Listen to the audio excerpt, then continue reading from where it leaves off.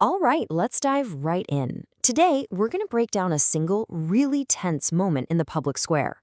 A moment that, according to our source material, wasn't just another political shouting match. No, this was a signal, a crack, that lets us see the hidden psychological machinery humming just beneath the surface of power.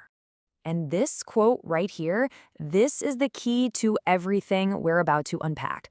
The whole argument is that you don't spot real decay in the polls or the economic reports. You spot it in the way people act, especially under pressure. We're going to look at one of those moments today. So, what was this moment? It was a confrontation that just felt different. According to the source, this was a moment that ripped right through the usual political theater and showed us something raw, something real. So here's the scene. On one side, you have Donald Trump, and his rhetoric about military force and dominance is ramping up. But then, on the other side, you have Jason Crow, who's a combat veteran. And he doesn't counter with a policy argument, he counters with a reality check. He said he bristled when a 5-time draft dodger banged the war drums, and boom, with that one line, our source argues the entire dynamic shifted.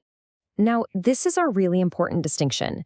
The source frames this as an exposure, not just a clever political jab. And in the psychology of power, exposure is way more dangerous than just being criticized.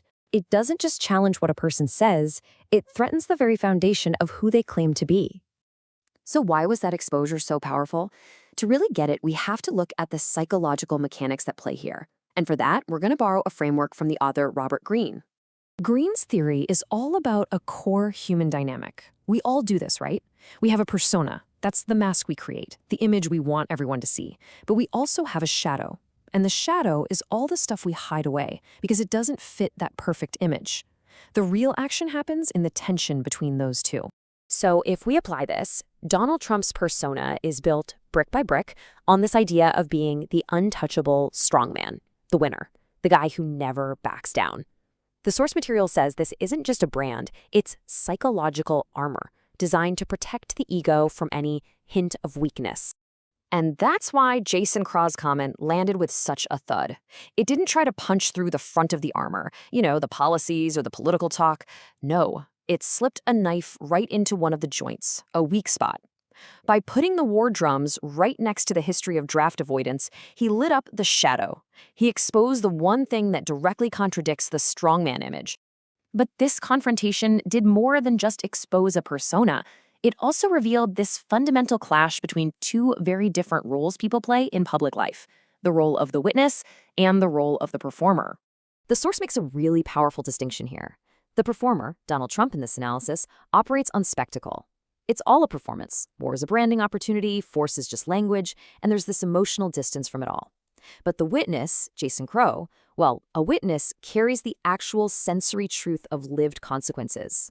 A witness doesn't just argue against the story, they drag a destabilizing dose of reality onto the stage. I love this metaphor from the source. Think of a political narrative built on spectacle as a room full of weightless balloons. A critic might pop one or two, no big deal. But a witness brings gravity into the room. They introduce the real weight of consequence. And as the source says, theater just collapses when gravity shows up. Okay, so what happens when a persona gets exposed like that? When an illusion gets hit with a shot of gravity? Well, the psychological machinery doesn't just shut down.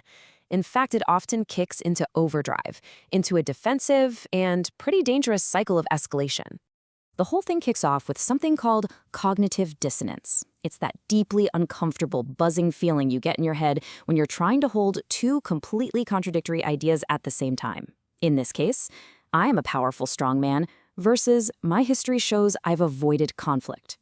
Your brain just can't handle that contradiction. It screams for a resolution. And that resolution usually follows this exact chain reaction.